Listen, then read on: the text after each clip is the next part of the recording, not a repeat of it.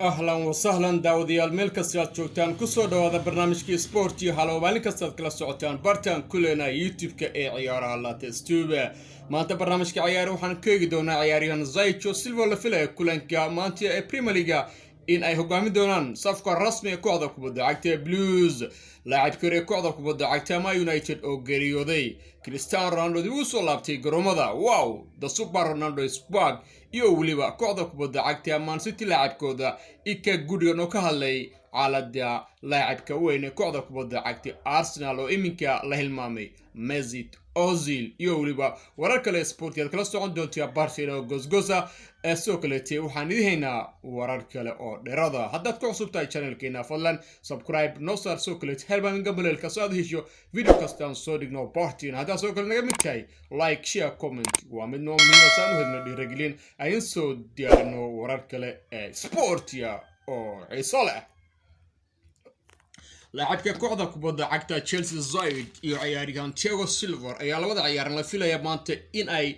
u saftaan kooxda kubadda cagta ee Chelsea the Blues oo wajahi doono kooxda kubadda cagta Burnley ciyaartaas ayaan moodaa inay muhiim u tahay tababare Lampard isagoo kulanka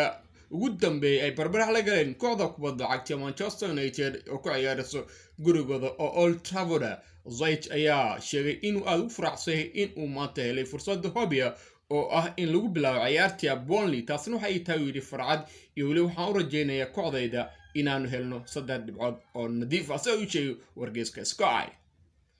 laacibka hore kooxda kubadda cagta Manchester United oo lagu magacaabo Moby Style alla ku geeriyooday maanta shalay magaalada London ee dalka Ingiriiska laacibkan ayaa hore u ciyaari jiray United isagoo ku geeriyooday da'diisu ay tahay 78 waana laacibinta soo maray kooxda kubadda cagta United oo muhiimsan soo kale tuu ka mid yahay laacibinta United ku guuleystay koobkii hore United ay hanato ee European League soo kale ciyaaryahankan ee lagu xasuustaa inuu yahay ciyaaryahan aan inta badan ay United ay ku xasuustaan inuu ciyaaryahankii ugu horeeyay ee hatri ku xidhay kooxda kubadda cagta Manchester United laacibinta hore United sida Gary Neville, David Beckham, Nicky Butt iyo Giggs ayaa u tacsiyay ciyaaryahan Styles dhankale laacibka kooxda kubadda cagta Manchester United ika Gundogan ayaa aad u xambaareeyay xaaladda ciyaaryahan Mesut Ozil oo ku tilmaamay inuu yahay laacib u baahantay kooxda kubadda cagta Arsenal balse ma aqaano waa fahmi laayay arinta keentay in Mesut Ozil uu hilmaamo keedka tanna waa waxa macquuleen runtii aad ayaan ugu xumay mana rabo inaan ku dheeraado arinta Mesut Ozil balse runtii waxaan dareemayaa wax aanan fiicneen si ay u soo qoray boggiisa rasmiga ee Twitter-ka soo kale ciyaaryahan ika gurigan yaa sheegay in laacibkan isla ciyaari jireen ciyaarkiisa qaranka ee Germanka soo kale tuu ka mid yahay ciyaartoydii ku guuleysatay una caawisay kooxda xulka qaranka Germanka inay ku guuleystaan koobka adduunka waxaana uu sheegay inuu yahay laacib aan caadi ahayn ay inta badan koox kasta u baahnaan leeyahay inay helaan waxaan imka ka dhiban qandaraaska Mesut Ozil hal sano oo kaliya taasoo la filayo inuu iska tago kooxda kubadda cagta Arsenal uu aado xagga dalka Turkiga ama Saudi Arabia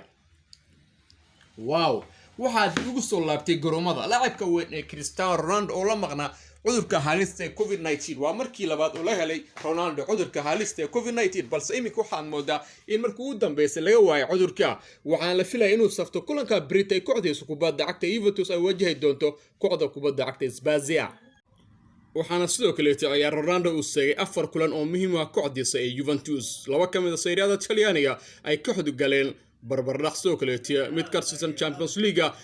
ay ku badiyeen kooxda kubadda cagta Juventus halka kulanka ugu dambeeyay Champions League ay kooxda kubadda cagta Barcelona magaalada Turin ugu badiyeen 2-0 taasoo moodo in inta badan ay tabeen kooxda kubadda cagta Juventus laacibkooda Ronaldo balse imika waxa aad u soo dhaweey laacibinta kooxda kubadda cagta Juventus ay ka mid yihiin ciyaaryahan Diapola